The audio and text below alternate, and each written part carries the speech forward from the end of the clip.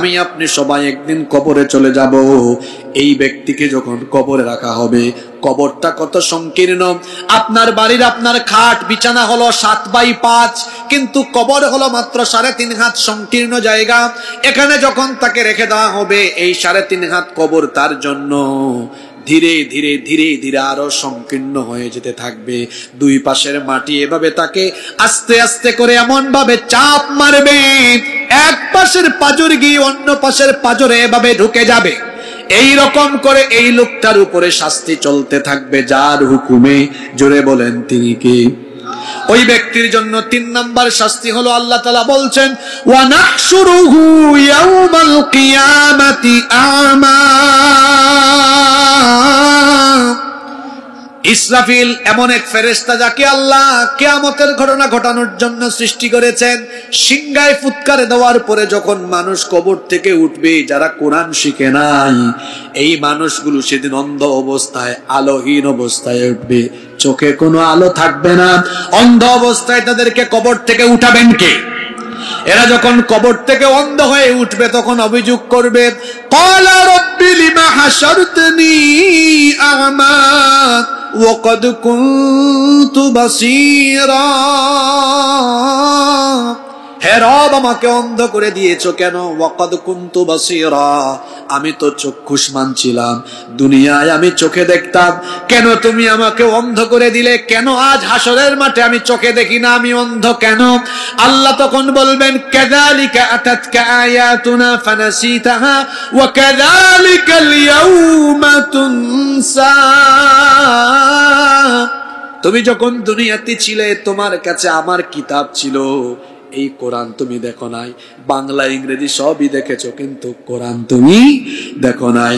তুমি দুনিয়াতে থাকা অবস্থায় কোরআন দেখো নাই, চক্ষু থাকলেও তুমি যেভাবে অন্ধ হয়ে গিয়েছিলে, এজন্য আমি আল্লাহ আজকে তোমারে অন্ধ বানালাম। শুধু তাই নয়, দুনিয়াতে থাকা অবস্থায় আমার কিতাব কোরআনকে তুমি যেভাবে ভুলে গিয়েছিলে, ওয়া কাযালিকাল ইয়াউমা তুনসা, আজকে তোমার মতো গোলামকেও হাসরের মাঠে আমি আল্লাহ ভুলে গেলাম। রব্বুল আলামিন সূরা ইব্রাহিমের মধ্যে কত সুন্দর করে তা জানিয়ে দিলেন। আলিফ লাম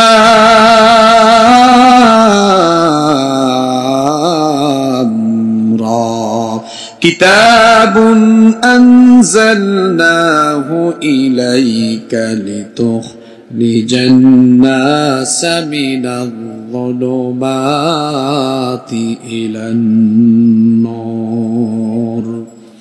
আল্লাহ তাআলা বলছেন, ও আমার হাবিব, আমি আপনার উপরে এই কিতাব এজন্য নাজিল করেছি, লিতুখরিজান নাসা মিনাল যুলুমাতি ইলান নূর, যাতে আপনি মানুষকে তমসাচ্ছন্ন, নিকষ কালো অন্ধকারে পড়ে থাকা মানবতাকে হেদায়াতের আলোর পথে নিয়ে আসতে পারেন।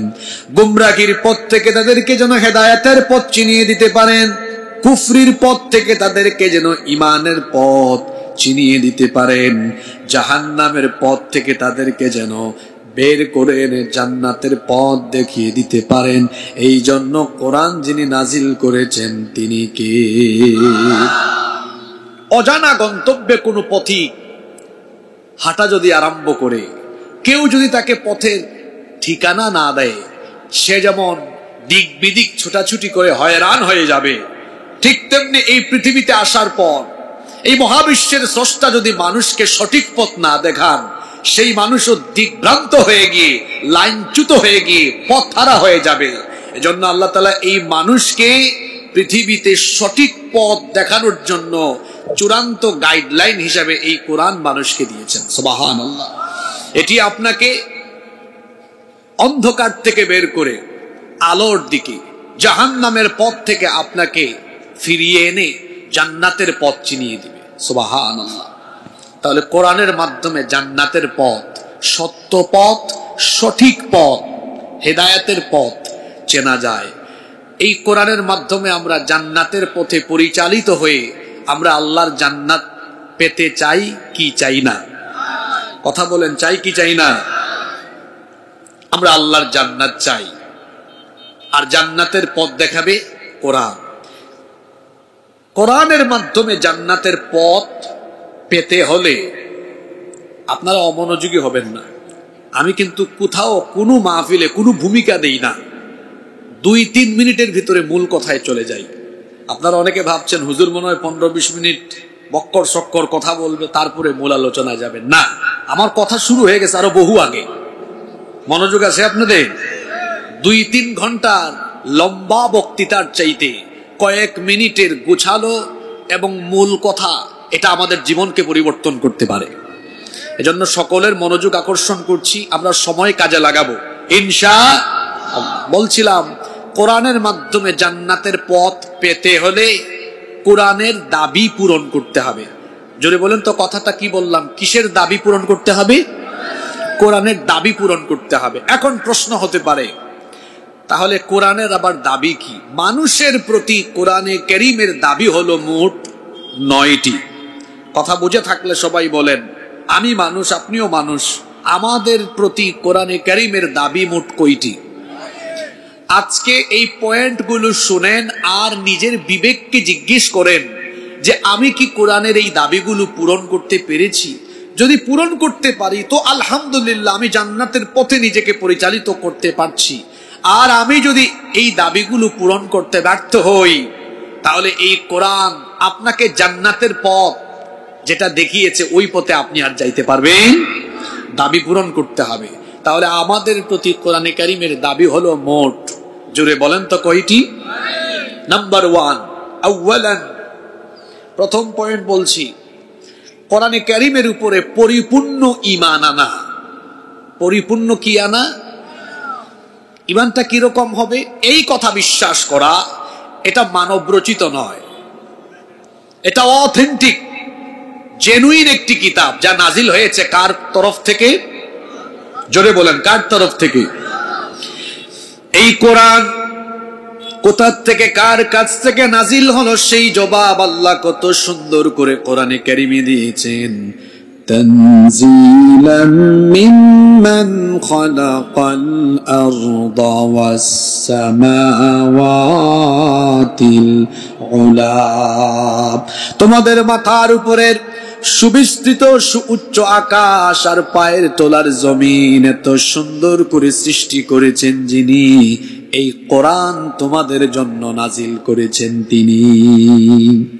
কোরআনে কারীমের উপরে পরিপূর্ণ ঈমান আনার মানে হলো এই কথা বিশ্বাস করা, এটা আমার আপনার নবী নিজে থেকে রচনা করে বা বানিয়ে কোরআন প্রচার করেননি, বা কোরআন নিজে থেকে রচনা করে আমাদেরকে দিয়ে যাননি, বরং আমার নবী কোরআনের ভেতরে কোনো একটা কথা নিজের বলেন নাই।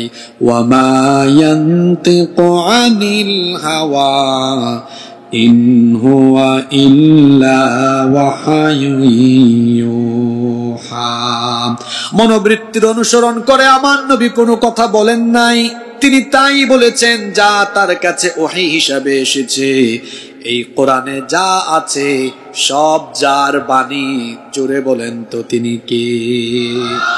বলবেন হুজুর মিলে গেছে আমাদের সাথে, এটা আমরা সবাই বিশ্বাস করি। কথা এতটুকুতে শেষ নয়, এতটুকুতেই কথা সীমাবদ্ধ নয়। কোরআনে কারীমের প্রতি পরিপূর্ণ ঈমান আনার মানে হলো এটা আল্লাহর তরফ থেকে নাজিল হয়েছে, এই বিশ্বাসের পাশাপাশি এই বিশ্বাস স্থাপন করা যে আমার ব্যক্তি জীবন, পরিবার, সমাজ, রাষ্ট্রীয় জীবনের সকল দিক এবং বিভাগের পরিপূর্ণ সমাধান, সলিউশন, মেথড, মানহাজ সবকিছু পরিচালনার সবচেয়ে সুন্দরতম পদ্ধতি এই কিতাবের মাধ্যমে যিনি দিয়েছেন তিনি কে? এখন এই জায়গায় অনেকে ধরা খেয়ে যাবে। অনেকেই কোরআনে কারীমের প্রতি কিছু বিশ্বাস করে, কিছু বিশ্বাস রাখে, কিছু বিশ্বাস রাখে না। আপনি বলবেন হুজুর কথাটা বুঝলাম না, এটি আল্লাহর বাণী, এটা বিশ্বাস করে কিন্তু কোরআন দিয়ে যে সমাজ এবং রাষ্ট্র পরিচালনা করা যায় এই ঈমান তার নাই। এই জন্য দেখা যায় কোরআন মসজিদ মাদ্রাসা এগুলোতে থাকলে কোনো আপত্তি নাই, মসজিদ মাদ্রাসায় তারা কোরআনকে ধর্মীয় কিতাব হিসাবে মানে, কিন্তু সমাজ এবং রাষ্ট্রের বিভিন্ন দিক পরিচালনায় কোরআনের আইন তারা গ্রহণ করতে চায় না, মানতে চায় না। এই রকম মানুষ আমাদের সমাজে আছে না নাই? আগামীকাল জুমাবার আপনি আগামীকাল আইডেন্টিফাই করতে পারবেন জুমার দিনে যদি মসজিদে খতিব সাহেব বক্তব্য রাখতে গিয়ে বলেন, সম্মানিত মুসল্লিবৃন্দ, মসজিদ কমিটি শোনেন, আমাদের এই মসজিদ আল্লাহর আইনের ভিত্তিতে চলবে, সবার আগে সভাপতি সাহেব হাত তুলে বলবে, হুজুর আপনার সাথে আমি একমত। সেক্রেটারি, কোষাধ্যক্ষ সবাই বলবে, হুজুর আমরা একমত। আমাদের মসজিদ আল্লাহর আইনে চলুক, কোরআনের আইনে চলুক, আমাদের কোনো আপত্তি নাই। এই বড় বিল গঙ্গাচড়ার সব মানুষ একমত হবে, হুজুর আমরাও রাজি আছি। হুজুর যদি খুশি হয়ে পরবর্তী পয়েন্টে বলেন যে আল্লাহর আইনে, যে কোরআনের আইনে মসজিদ চলবে, সেই আল্লাহর আইনে, কোরআনের আইনে সমাজ চলবে, রাষ্ট্র চলবে। এই বক্তব্য দেওয়ার পরেই দেখবেন মসজিদে থাকা বহু আবুল কাশেম, বহু আব্দুর রহমান, আব্দুস সাত্তারের চেহারা তখন একেবারে কালো হয়ে গিয়েছে। তাহলে কি বুঝলেন? কোরআনের প্রতি তার পূর্ণ ঈমান। কথা বলেন, পূর্ণ ঈমান। ওরা ধর্মীয় ক্ষেত্রে কোরআন মানে। এখন কোরআন তো শুধুমাত্র ধর্মীয় কিতাব নয়, বরং এটি হলো মানুষের জীবন পরিচালনার চূড়ান্ত এবং একমাত্র সংবিধান। কেউ যদি এই ব্যাপারে কোনো ধরনের সন্দেহ করে, তাহলে সে কোরআনের প্রথম দাবি পূরণ করতে পারে নাই। কি আশ্চর্য অবস্থা! আজকে কোরআন আর আমাদের জীবনের কত অমিল। পার্লামেন্ট উদ্বোধনের আগে কোরআন থেকে তেলাওয়াত হয়, এরপরে সেই পার্লামেন্টেই কোরআন বিরোধী আইন পাস হয়। ব্যবসা প্রতিষ্ঠান উদ্বোধনের আগে হুজুর ডেকে এনে মিলাদ হয়, কোরআন তেলাওয়াত হয়, সুদ ঘুষের টাকা আর 2 নাম্বারি করে চালনা হয়। বিবাহ উদ্বোধনের আগে হুজুর ডেকে এনে বিবাহের খুতবা দেওয়া হয়, আর হুজুর সাহেব বিবাহের খুতবায় কোরআনের আয়াত তেলাওয়াত করেন। অথচ ইসলামিক পদ্ধতিতে গান বাজনা আর পশ্চিমা রীতিনীতির অনুকরণ করে যৌতুকের মাধ্যমে বিবাহের অনুষ্ঠান হয়। এমনি ভাবে দেখা যায় আমরা কোরআন তেলাওয়াত করি, কিন্তু সমাজে, রাষ্ট্রে কোরআনের আইন মানি না। সমাজ এবং রাষ্ট্রকে কোরআন পরিচালনা করতে পারে এই বিশ্বাসও আমরা করি না। এমনি ভাবে যেই ব্যক্তি মুসলমানের নাম ধারণ করে, মুসলমানের বেশ ধারণ করে, শুধুমাত্র মসজিদে মাদ্রাসায় কোরআন রেখে সমাজ এবং রাষ্ট্র পরিচালনায় কোরআনে কারীম ব্যর্থ, এই বিশ্বাস যারা করে, এই ব্যক্তিগুলো কোরআনের প্রথম দাবি পূরণে ব্যর্থ হয়েছে। আপনারা কি আমাকে ভালোভাবে শুনতে পাচ্ছেন? তাহলে বলেন, প্রথম পয়েন্টই তো অনেকে ধরা খাইছে। প্রথম পয়েন্টটাই ধরা, ও কোরআনকে ধর্মীয় কিতাব মনে করেছে। কোরআনে কারীম শুধু ধর্মীয় কিতাব নয়, এটি হচ্ছে মানুষের জীবনের সকল দিক বিভাগ পরিচালনার চূড়ান্ত এবং একমাত্র সংবিধান।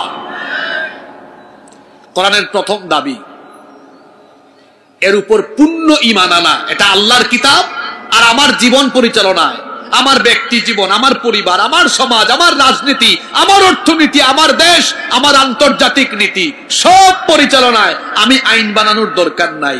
এই কোরআনে কারিমে সব যিনি দিয়েছেন তিনি কে? নাম্বার 2, মনোযোগ দিয়ে কথাগুলো শুনেন।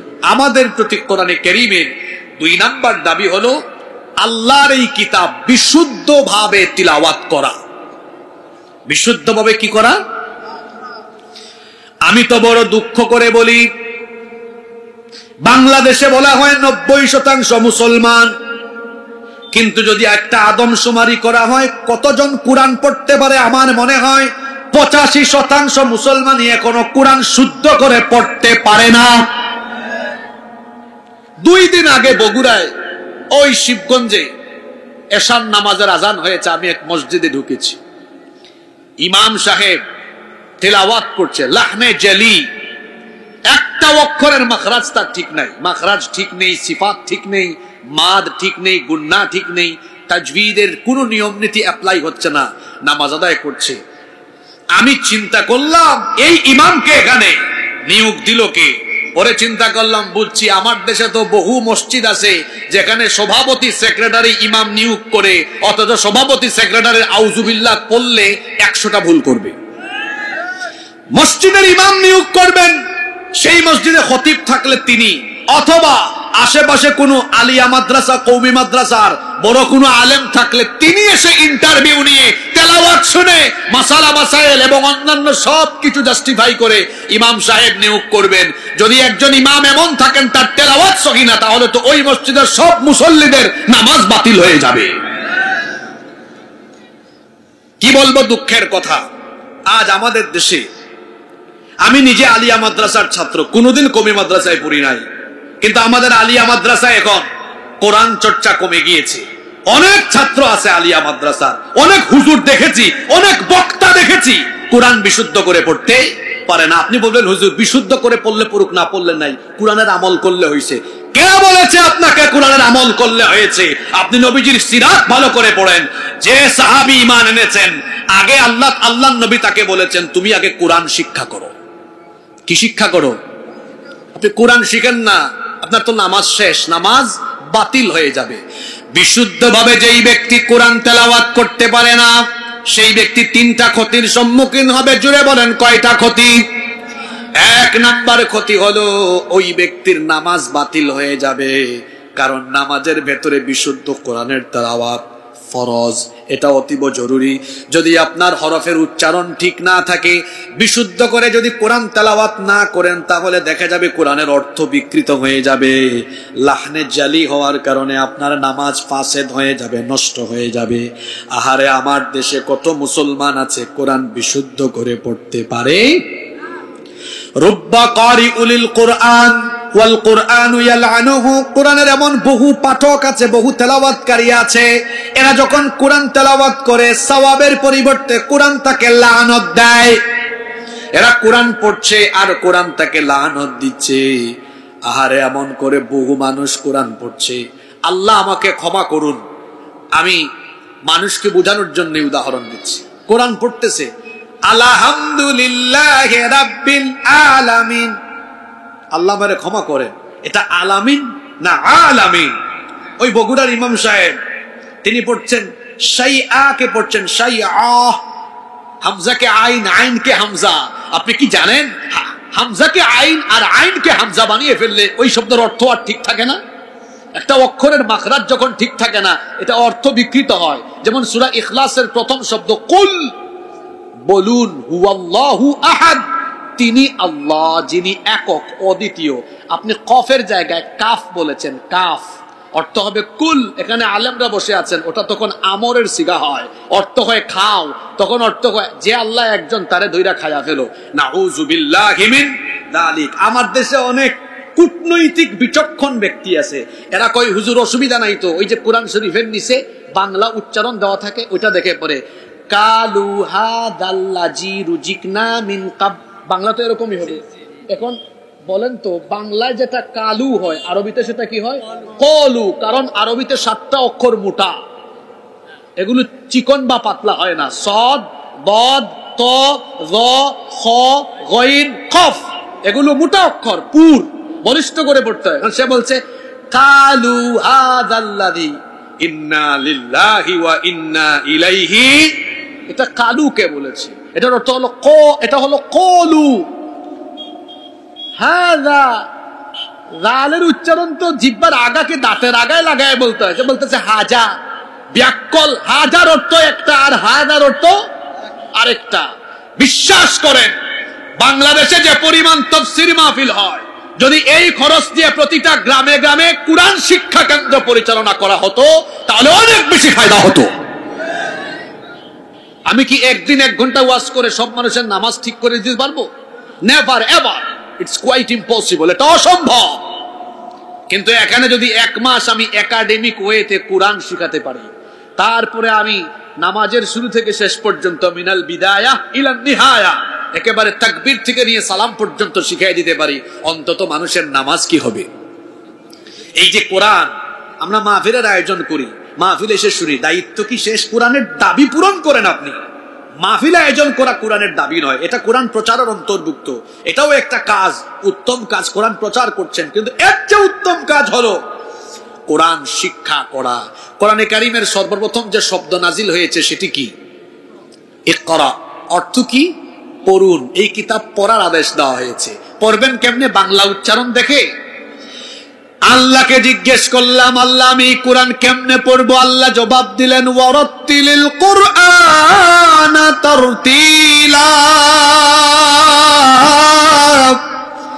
তারতিলের সাথে তাজবিদের মাধ্যমে তাহসিন করে বিশুদ্ধ এবং সুন্দরভাবে কোরআন পড়ো। এই হুকুমটা কার? যারা বিশুদ্ধ করে কোরআন পড়তে জানে না এদের ক্ষতি তিনটা। এক নাম্বার, এদের নামাজ শেষ। নামাজ কবুল হবে কোয়ান্টিটি নয়, নামাজে কোয়ালিটি থাকা লাগে। কথা শুনতেছেন যুবক ভাইয়েরা? এদিক সেদিক তাকায়েন না। আমি ইউনিভার্সিটিতে পড়াকালীন সেকেন্ড ইয়ারে থার্ড সেমিস্টারে আমাদের এক স্যার ছিলেন, তিনি এখন কানাডায় থাকেন। তো স্যারের বাসায় গিয়েছিলাম সন্ধ্যার পরে। তো স্যার আমাদেরকে নাস্তা খাওয়ালেন, তারপর বললেন আজকে তোমাদেরকে একটা মজার জিনিস দেখাই। বললাম স্যার কি দেখাবেন? কিছুদিন আগে ফাইনাল এক্সাম আমরা শেষ করেছি ইউনিভার্সিটিতে। এক বান্ডেল খাতা বের করে একজনের খাতা দেখালেন, 51 পৃষ্ঠা লিখেছে। স্যার তাকে নাম্বার দিয়েছেন 1। কত? স্যার বললেন দেখো ওর লেখার কোয়ান্টিটি বেশি কিন্তু কোয়ালিটি এত খারাপ। সুআল কোশ্চেন ছিল একটা, উত্তর দিয়েছে। তো বললাম তাহলে স্যার তারে 1 দিলেন কেন? একটু দয়া করে দিয়েছি, 51 পৃষ্ঠা লিখছে তো একটু মায়া করে দিলাম 1। আরেকটা খাতা স্যার বের করলেন, ও লিখেছে মাত্র 16 পৃষ্ঠা, A+ পেজ। তো স্যার খাতা দেখায় বললেন দেখো এত বেশি লেখার দরকার নাই, যদি কোয়ালিটিফুল লেখা হয় কম লেখাই যথেষ্ট। 100 রাকাত নামাজ আদায় করেছেন, 100 রাকাত। তেলাওয়াত সহি না, রুকু ঠিক নাই, সাজদা ঠিক নাই, তাদিলে আরকান ঠিক নাই। 100 রাকাত নামাজের কোনো দামই নাই। 2 রাকাত নামাজ আদায় করেছেন, তিলাওয়াত বিশুদ্ধ, রুকু সাজদা সুন্দর, নামাজে খুশু আছে, তাদিলে আরকান ঠিক আছে। 2 রাকাত নামাজের দাম আল্লাহর কাছে আছে। সুবহানাল্লাহ। কোয়ান্টিটি নয়, দরকার হলো কোয়ালিটি। জুড়ে বলেন দরকার কি? 1 সপ্তাহ নামাজ আদায় করেন, 5 ওয়াক্তই পড়েন, কি পড়েন আপনি? তিলাওয়াত তো সহি না। কোরআনে কারীম যার সহি হয় না তার 3টা ক্ষতি। 1 নাম্বার তার নামাজ বাতিল। 2 নাম্বার ক্ষতি হলো যারা কোরআনের সাথে সম্পর্ক রাখে না, কোরআন শিখে না, কিয়ামতের দিন এরা নবীর সুপারিশ পাবে না, নবীজির শাফায়াত থেকে তারা বঞ্চিত হয়ে যাবে। কোরআনে কারীমের 25 নম্বর সূরা সূরাতুল ফুরকানের 30 নম্বর আয়াতে রব্বুল আলামিন বলছেন কিয়ামতের ময়দানে আল্লাহর রাসূল কিছু লোকদের বিরুদ্ধে দাঁড়িয়ে অভিযোগ করে আল্লাহ তাআলাকে বলবেন ওয়াকালার রাসূলু ইয়া রাব্বি ইন্না কওমি তাখাযু হাযাল কুরআনা মাহজুরা। রাসূল বলবেন ইয়া রাব্বি, হে রব, ইন্না কওমি তাখাযু হাযাল কুরআনা মাহজুরা। আমার উম্মতের, আমার কওমের এই লোকগুলো কোরআনকে পরিত্যাগ করেছিল, কোরআন শিখে নাই, কোরআন পড়ে নাই, বুঝে নাই, কোরআনের রঙে রঙিন হয় নাই। এরা দুনিয়াতে যেভাবে কোরআনকে পরিত্যাগ করেছিল, আজ হাসরের মাঠে আমি রাসূল এদেরকে আজ পরিত্যাগ করলাম। কাউকে যদি রাসূল পরিত্যাগ করেন তার কোন বাপ তারে বাঁচাবে? কোন বাপ তারে আর বাঁচাবে? রাসূল যদি সুপারিশ না করেন ওর বাঁচার কোন উপায় আছে? কি গুরুত্বপূর্ণ কথা! যে ব্যক্তি কোরআনের শিক্ষা থেকে নিজেকে বঞ্চিত করবে ওই ব্যক্তি রাসূলের শাফাআত থেকে বঞ্চিত হয়ে যাবে। কোরআন না শিখার 3 নাম্বার ক্ষতিকর দিক হলো যেই ব্যক্তি কোরআন শিখবে না আল্লাহর তরফ থেকে তার জন্য শাস্তি বরাদ্দ আরো 3টা। জোরে বলেন কয়টা?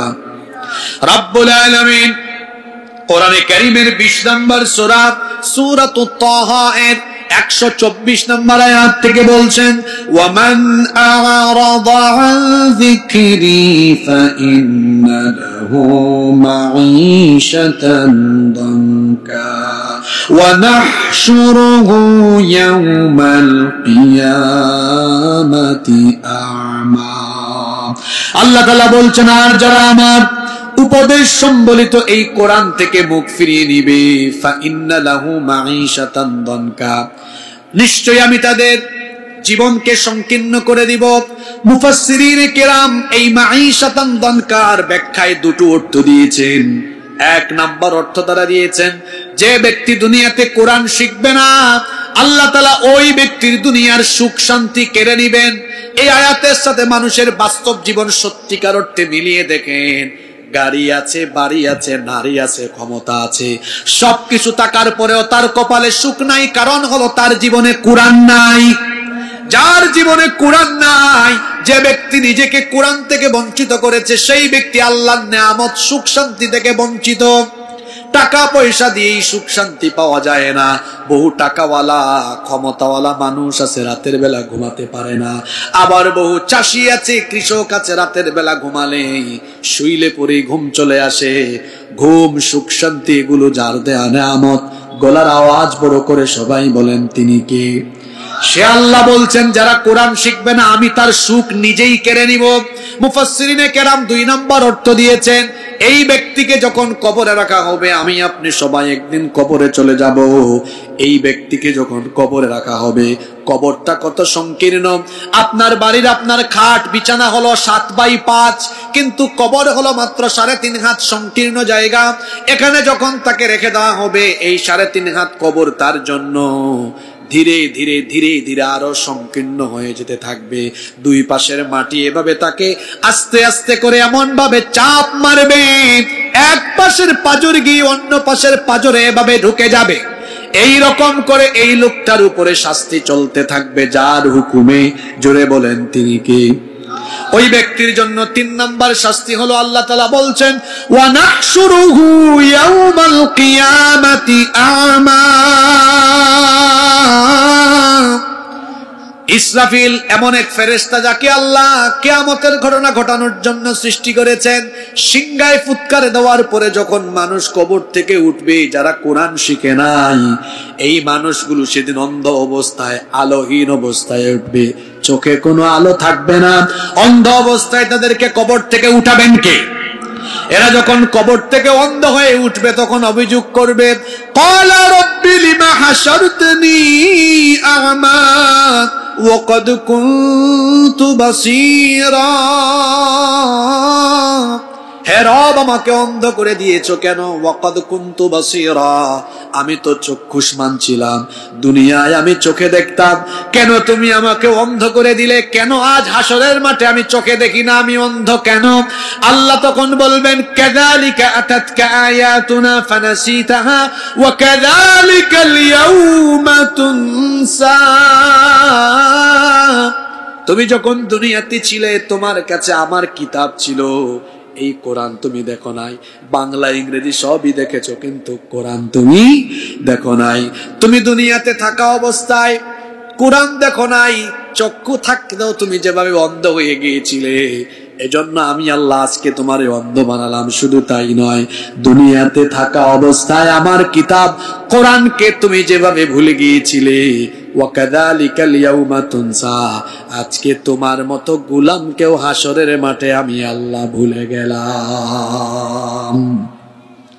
এরা আর কে বাঁচাবে? কে বাঁচাবে আর তাকে? দেখি তো কি মনোযোগ দিয়ে আলোচনা শুনেন। ক্লাসের ভালো ছাত্রগুলো ফাইন্ড আউট করে ফেলি। আজকের আলোচনার টাইটেল, শিরোনাম ছিল, মানুষের প্রতি কোরআনের কয়টা দাবি? 9টা। কয়টা? 1 নাম্বার বলেছি পূর্ণাঙ্গ ঈমান, 2 নাম্বার বলেছি বিশুদ্ধ করে কোরআন তেলাওয়াত জানা। এখন প্রশ্ন করি, জবাব দেন তো, বিশুদ্ধ কোরআন না শিখলে কয়টা ক্ষতি?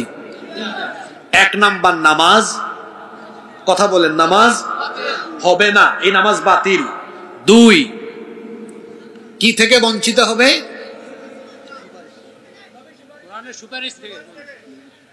দেখছেন ওয়াজ মাহফিলের শ্রোতা দেখেন, ইন্না লিল্লাহি ওয়া ইন্না ইলাইহি, এইরকম বুঝে আপনারা ওয়াজ শুনেন না?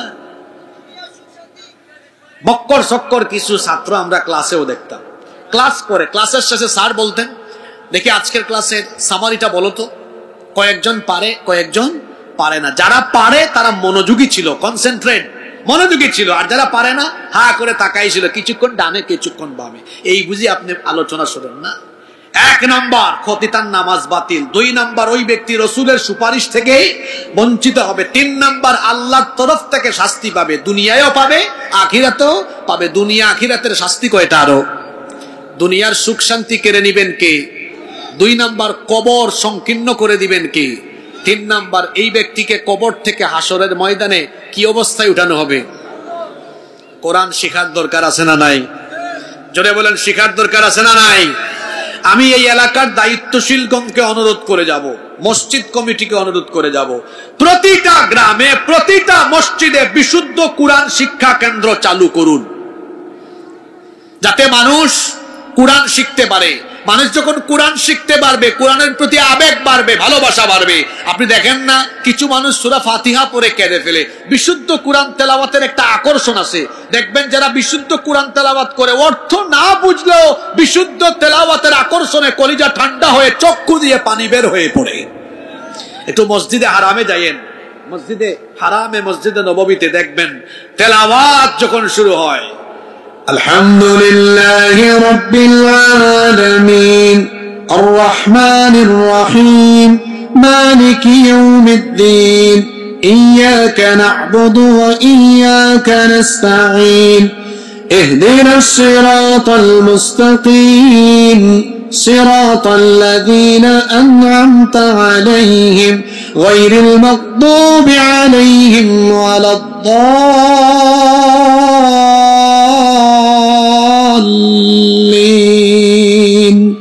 আমি তো হারামের ইমামদের মতো পারি না, আমার কণ্ঠ এত ভালো না, কিন্তু আপনি যখন হারামের তিলাওয়াত শুনবেন, আল্লাহর কসম আমি নিজের চোখে দেখেছি মানুষ কাঁদছে।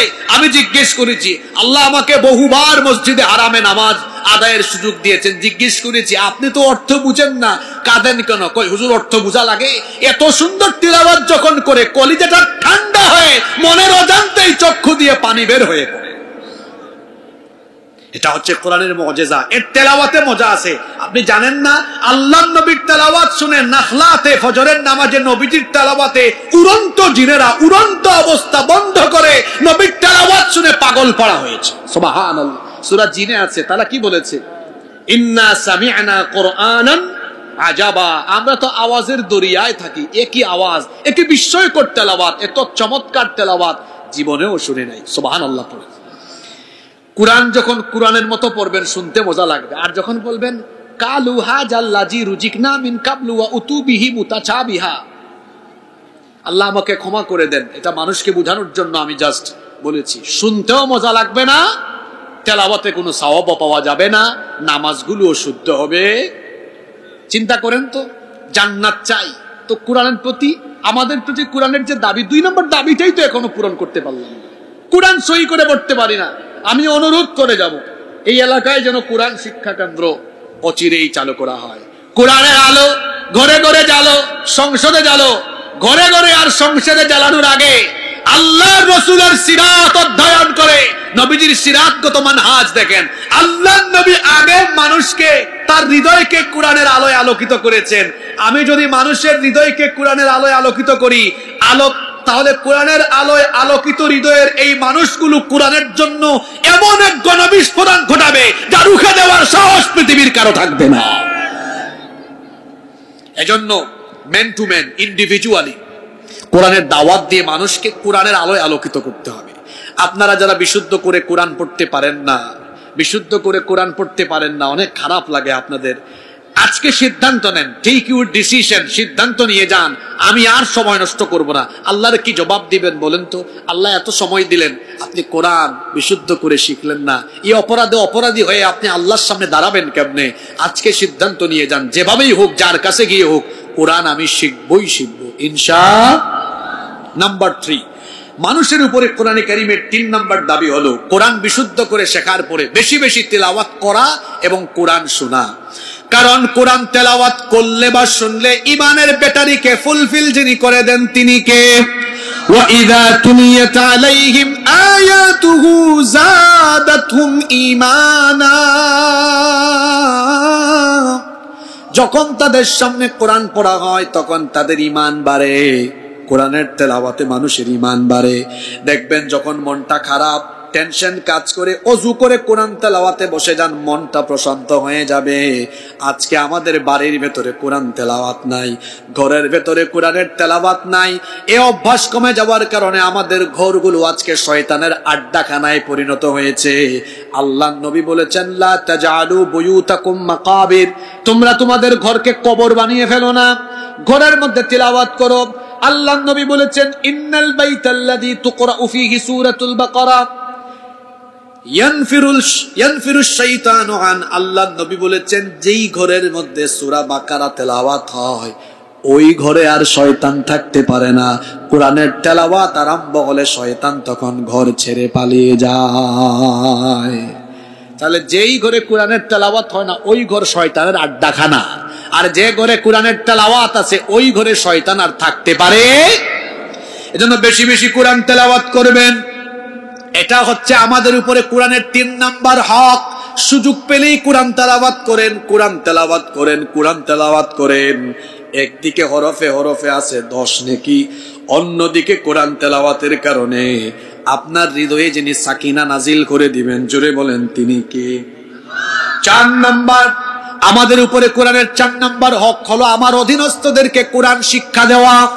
1 নম্বরে আমার পরিবারকে কোরআন শিক্ষা দেওয়া, এটা আমার দায়িত্ব। যদি আমার ক খ ABCD শেখাবো, পরে আলিফ বা তা তা কোরআনের শিক্ষা দিব সবার আগে। আমরা অনেকে আছি সন্তানকে আমরা ইংলিশ মিডিয়ামে পড়াই, ব্যারিস্টার হাফেজ, আমরা ব্যারিস্টার ইঞ্জিনিয়ার বানানোর জন্য কত চেষ্টা করি, কত ভালো ভালো প্রতিষ্ঠানে ভর্তি করি। ছেলেকে ব্যারিস্টার বানান, ইঞ্জিনিয়ার বানান, লয়ার বানান, আমার আপত্তি নাই, কিন্তু সবার আগে আপনি আপনার সন্তানকে কোরআন শিক্ষা দিবেন।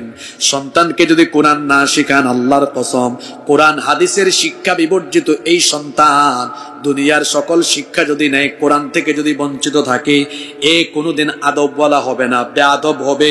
এবং এই সন্তান নিজেই তার মা বাপকে গলা ধাক্কা দিয়ে বাড়ি থেকে বের করে অল্ড হোম বৃদ্ধাশ্রমে পাঠিয়ে দিবে। কোরআনওয়ালা সন্তান কখনো তার পিতামাতার সাথে খারাপ আচরণ করে না। এজন্য সন্তানকে কোরআন শিখা, সন্তানটাকে কোরআন শিখালে, আচ্ছা আপনি বাড়িতে যাবেন, বাড়িতে গিয়ে শুনলেন আপনার ছেলে আপনার মেয়ে 7-8 বছর বাড়িতে তেলাওয়াত করছে, ইয়াসিন ওয়াল কুরআনিল হাকীম ইন্নাকা লামিনাল মুরসালিন আলা সিরাতিন মুস্তাকিম। বাড়িতে গিয়ে শুনেন আপনার ছেলে মেয়ে এরকম তেলাওয়াত করছে, আল্লাহর কসম আপনার সন্তান 100 কোটি টাকা উপার্জন করে আপনার হাতে দিলে কলিজায় যে শান্তি লাগবে, আপনার ছেলে মেয়ে এভাবে যদি কোরআন আপনার সামনে পড়তে পারে তার চেয়ে 1000 কোটি গুণ বেশি আপনার শান্তি লাগবে। ছেলে মেয়েগুলোকে কোরআন শিক্ষা দেন। কি সন্তান বানিয়ে যাচ্ছেন! আউযুবিল্লাহ পারে না, বিসমিল্লাহ। যে পিতামাতা তাদের সন্তানদেরকে কোরআন শেখাবে না, দুনিয়া এবং আখিরাতে এই পিতামাতা ব্যর্থ হবে, অসম্মান জিল্লতি বেজ্জতির সম্মুখীন হবে। আখিরাতে এই সন্তান বলবে, আল্লাহ আমাকে জাহান্নামে দেওয়ার আগে আমার পিতামাতাকে আমার সামনে আনো। আল্লাহ বলবেন, তোমার পিতামাতাকে সামনে আনার কথা তুমি কেন বলছো? সে তখন বলবে, তারা তো আমাকে কোরআন শেখানোর ব্যবস্থা করে নাই, তারা আমাকে পথভ্রষ্ট করেছে, আমাকে হেদায়েতের পথে আনার জন্য হেদায়েতের এই কিতাব শিক্ষার কোনো ব্যবস্থা করে নাই। হে রব, আমার মা বাপকে আমার সামনে এনে দাও। নাজআলহুমা তাহতা আকদামিনা লিয়াকুনা মিনাল আসফালিন। আজ আমি আমার বাপ মায়ের বুকের উপরে উঠে পাড়া দিয়ে পদদলিত করে, দলিত মথিত করে তারপরে আমি জাহান্নামে যাব। কি ব্যর্থ পিতা, কি ব্যর্থ মাতা, তার সন্তান তার বুকের উপরে উঠে পাড়াতে চাইবে। আর যদি তার বিপরীতে আপনি সন্তানকে দুনিয়ায় কোরআন শেখায় যেতে পারেন, আপনি যদি কোনো কারণে আটকায়া যান, একজন হাফেজ বা আলেমকে কিয়ামতের দিন তার নিকটাত্মীয়দের জন্য সুপারিশের সুযোগ দেওয়া হবে। সন্তানকে কোরআনওয়ালা বানিয়ে যান। এই সন্তান বলবে, আল্লাহ আমি একা জান্নাতে যাব না, আমার বাপ আর আমার মাকে তুমি আমার সাথে জান্নাতে দিয়ে দাও। সুবহানাল্লাহ কইতে ইচ্ছে করে না? আল্লাহ বলবেন, তোর মা বাপকে শুধু জান্নাত দিব না, শোন, তোর বাপ মা তোরে কোরআন শেখানোর ব্যবস্থা করেছে, তোর মা বাপকে আমি আজ হাসরের মাঠেও সম্মান দিব। আল্লাহ বলবেন ফেরেশতাদেরকে, উলবিসা ওয়ালিদাহু তাজান ইয়াউমাল কিয়ামা, এই কোরআনওয়ালা সন্তানের মা বাপের মাথার মধ্যে নূরের মুকুট আজকে পরিধান করিয়ে দাও। দুনিয়ায়ও সম্মান, আখিরাতেও। অধীনস্থদেরকে কোরআন শেখান, এটা আপনার প্রতি কোরআনের 4 নম্বর দাবি। কয় নম্বর দাবি? নাম্বার 5। মানুষের প্রতি কোরআনের 5 নম্বর দাবি হলো যথাসাধ্য এই কোরআন মুখস্থ করা। যতটুকু পারবেন মুখস্থ করবেন। না, আমরা কোরআন মুখস্থ করি না, দায়িত্ব দিয়েছি হাফেজদেরকে। আর আমাদের পুঁজি হলো আলাম তারা কাইফা ফাআলা রাব্বুকা বিআসহাবিল ফিল, এই সূরা থেকে ওই যে কুল আউযু বিরাব্বিন নাস, মাত্র এই 10টা সূরা, এর বাইরে আমাদের আর কোনো মুখস্থ নাই। আমার শিক্ষা ব্যবস্থা আজ কোন জায়গায় গিয়ে দাঁড়িয়েছে? মাস্টার্স শেষ করে ভালো বাংলা জানে, ভালো ইংরেজি জানে, কিন্তু শুদ্ধ করে কোরআন পড়তে জানে না।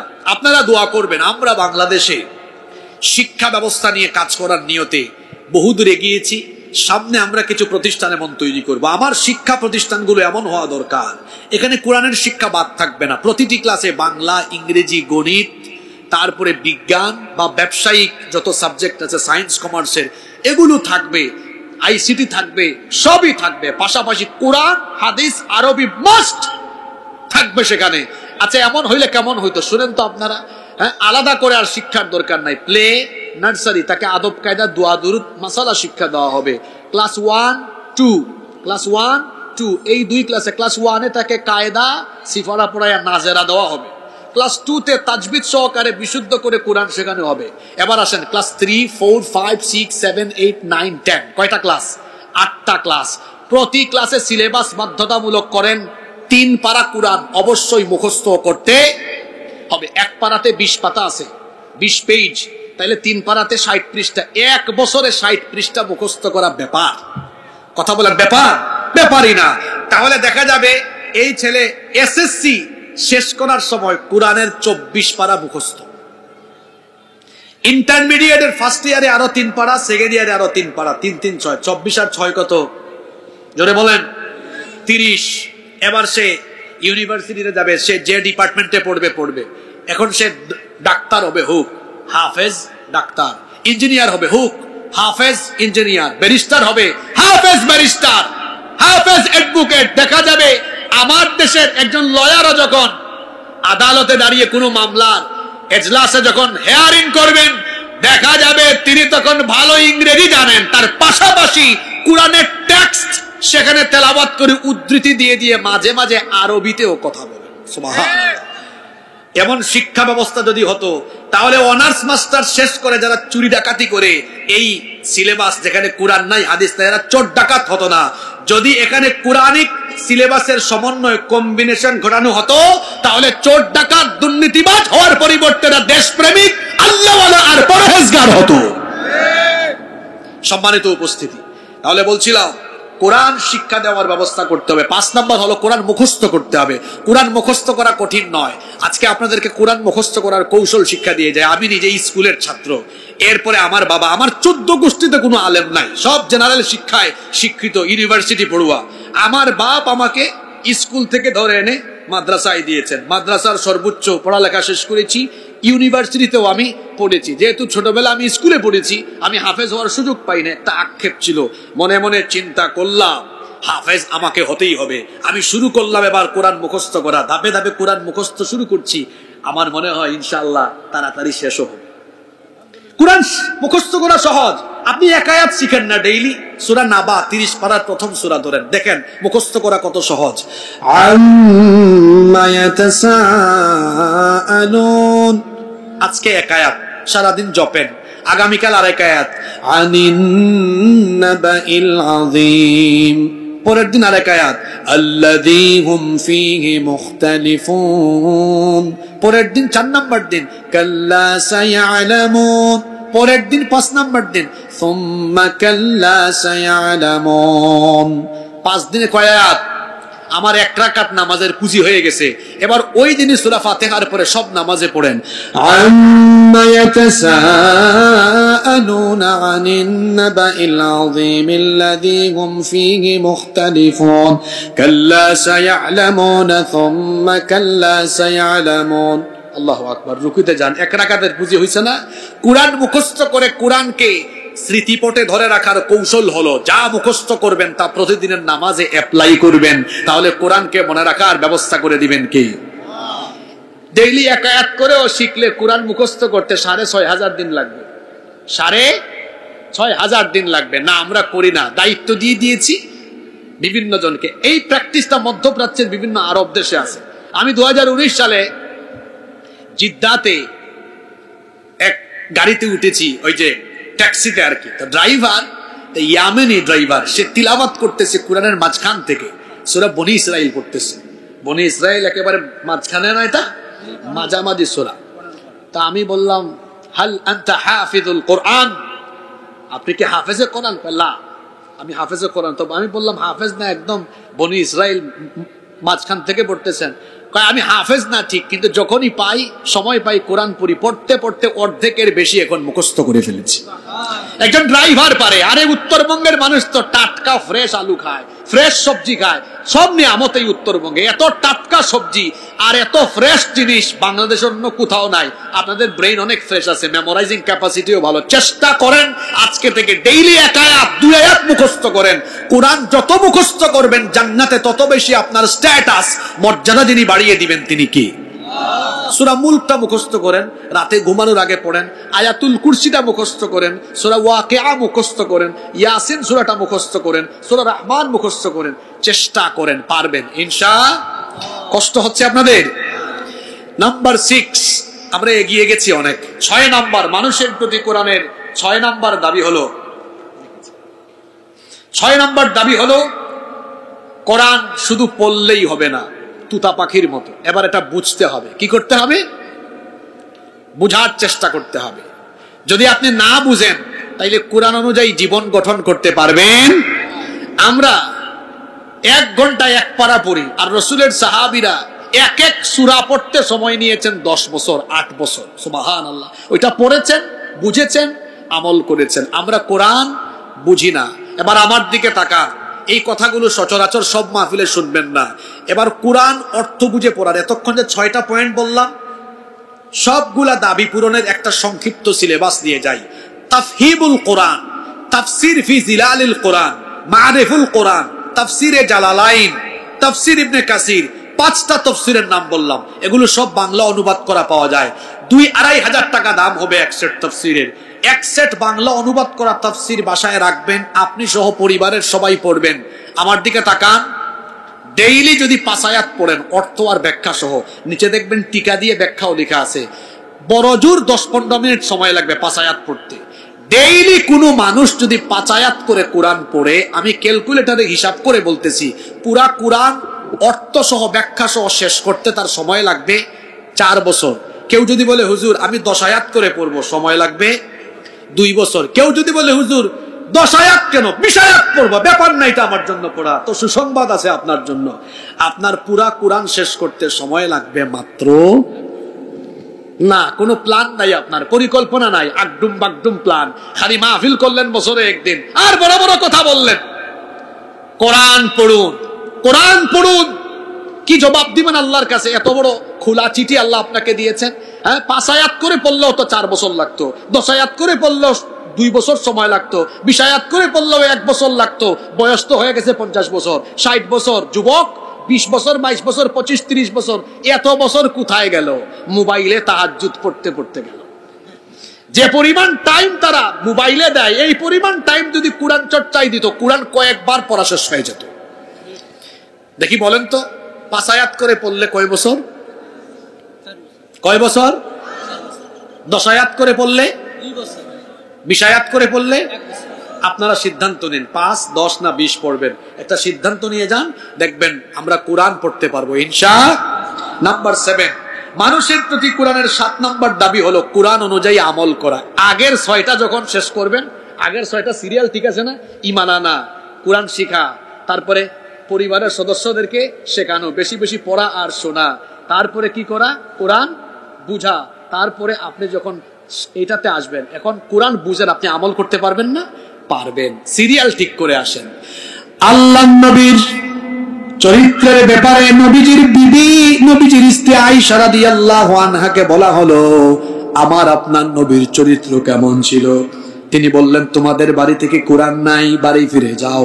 কানা খুলুকুল কোরআন, আমার নবীর চরিত্র হলো কোরআন। এই কোরআন যেমন আমার নবীও ছিলেন তেমন। এটা প্রিন্টেড কোরআন, আর আমার নবী হলেন প্র্যাকটিক্যাল কোরআন। সুবহানাল্লাহ পড়েন। 6 নাম্বার 7 নাম্বার দাবি আমল করা। 8 নাম্বার দাবি হলো কোরআনের দাওয়াত নিয়ে মানুষের কাছে বের হয়ে পড়া। এজন্য কোরআনের দলের সাথে নিজেকে সম্পৃক্ত করা, যারা ব্যক্তি, গোষ্ঠী আর পরিবারের আদর্শ প্রচার করে না, যারা আদর্শ প্রচার করে কোরআনের, আদর্শ প্রচার করে নবীজির, যারা আল্লাহ আর রাসূলের দিকে মানুষকে ডাকে, তাদের সাথে শামিল হয়ে কোরআনের প্রচারে লিপ্ত হওয়া। সুবহানাল্লাহ। ওয়ালতাকুম মিনকুম উম্মাতুন ইয়াদউনা ইলাল খায়রি ওয়া ইয়ামুরুনা বিল মা'রুফি ওয়া ইয়ানহাউনা আনিল মুনকার ওয়া উলাইকা হুমুল মুফলিহুন। তোমাদের মধ্যে এমন একটি দল থাকা উচিত যারা মানুষকে কল্যাণের দিকে আহ্বান করবে, সৎ কাজের আদেশ আর অসৎ কাজের আদেশ দিবে। তাহলে এই যে কোরআনের 8 নাম্বার দাবির কথা বললাম, আল্লাহর কোরআনের আলোকে মানুষকে সৎ কাজের দিকে ডাকা, অসৎ কাজে শামিল, অসৎ কাজে বাধা দেওয়া, এর জন্য যারা কোরআনের দাওয়াত দেয়, সেই কোরআন ভিত্তিক দলের সাথে আমাদের শামিল হওয়ার দরকার আছে না নাই? এটা হলো কোরআনের 8 নাম্বার দাবি। 9 নাম্বার দাবি হলো, এই কোরআনের দাওয়াত দিয়েই সীমাবদ্ধ থাকা যাবে না। দাওয়াত দিয়ে দিয়ে কোরআনের পক্ষে জনমত গঠন করার পরে 9 নাম্বার দাবি হলো সমাজ এবং রাষ্ট্রে কোরআনের অনুশাসনের বাস্তবায়ন করা। শুধু কোরআন মসজিদে থাকবে, মাদ্রাসায় থাকবে, আর রাষ্ট্র পরিচালনায় কোরআন থাকবে না, এমনটা তো হতে পারে না। এই কোরআন মসজিদ মাদ্রাসায় যেমন থাকবে, তেমনি পার্লামেন্ট, সেক্রেটারিয়েট, বঙ্গভবন পরিচালনায় কোরআন থাকা লাগবে। আমি সময়ের অভাবে কথাগুলো আরো গুছায়া বলতে পারতাম, বললাম না। সংক্ষেপে যে বললাম, আমাদের উপরে কোরআনের দাবি কয়টা? জোরে বলেন কয়টা? নিজে নিজের সাথে মিলায় দেখুন তো কয়টা দাবি পূরণ করেছেন। হ্যাঁ, আমরা এই যে 9 নম্বর দাবি, কোরআনের রাষ্ট্র প্রতিষ্ঠা করা। আল্লাহর রাসূল তো 10 বছর মদিনা শাসন করেছেন, নিজের আইন দিয়ে না কোরআনের আইন দিয়ে? জোরে বলেন, নিজের আইন না কোরআনের আইন? কোরআনের আইন ছাড়া সমাজ থেকে অন্যায়, দুর্নীতি, সমাজ থেকে অপরাধ নির্মূল করা সম্ভব নয়। একটা উদাহরণ দেই, সবাই আমার দিকে তাকান। কেমন জানি আপনাদেরকে একটু অমনোযোগী মনে হচ্ছে, অমনোযোগী হবেন না। আজ বাংলাদেশে 68,000 গ্রামে 68,000 হুজুর। মানুষকে যদি বলেন সবাই নামাজি হন, এত ওয়াজ করার পরেও দেখবেন কয়েকজন মসজিদে যাবে না।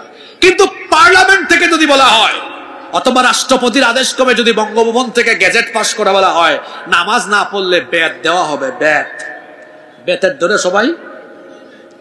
আমরা মাদকের বিরুদ্ধে ওয়াজ করব, অনেকে মাদক গ্রহণ করবে, কিন্তু যদি রাষ্ট্রীয়ভাবে সিদ্ধান্ত না হয় সেটা কার্যকর হবে।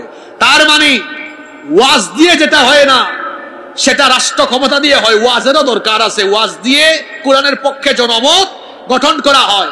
কিন্তু রাষ্ট্রীয়ভাবে অন্যায় অপরাধকে নির্মূল করার জন্য কোরআনকে শুধু ওয়াজ মাহফিলে, কোরআনের ওয়াজ মাহফিলের মঞ্চে আর মসজিদের মিম্বরে কোরআন রাখলে চলবে না, বরং এই রাষ্ট্রকে কোরআনের ভিত্তিতে একটি জনকল্যাণমূলক রাষ্ট্রে পরিণত করতে হলে পার্লামেন্টে কোরআনের প্রতিনিধিদেরকে পাঠিয়ে দিতে হবে।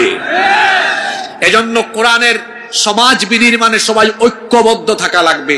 এই দেশটা 71 সালে স্বাধীন হওয়ার পরে 2024 আজ 53 বছর ধরে বড় নির্যাতিত এক দেশ।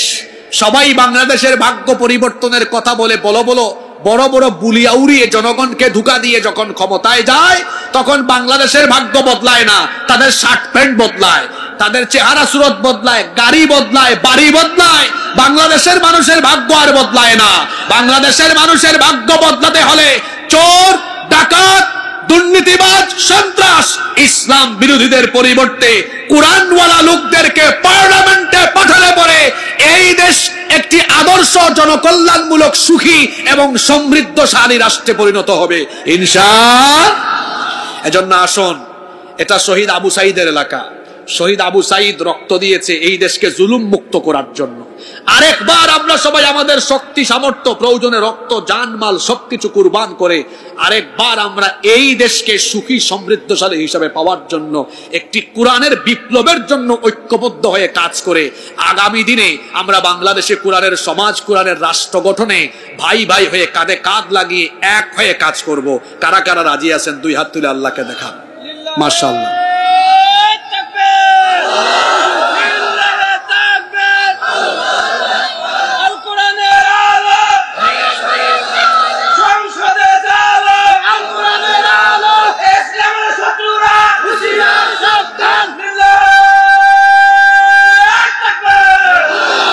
আল্লাহ আমাদের সবাইকে কবুল করেন। আপনারা খুব ভদ্র মানুষ, যে ভদ্রতার পরিচয় দিয়েছেন সারা জীবন এই গঙ্গা চড়ার কথা আমার মনে থাকবে, হৃদয়ে আমি আপনাদেরকে ধারণ করে রাখবো। আলোর পথে 24 24 ঘন্টা শুধু ইসলাম প্রচার।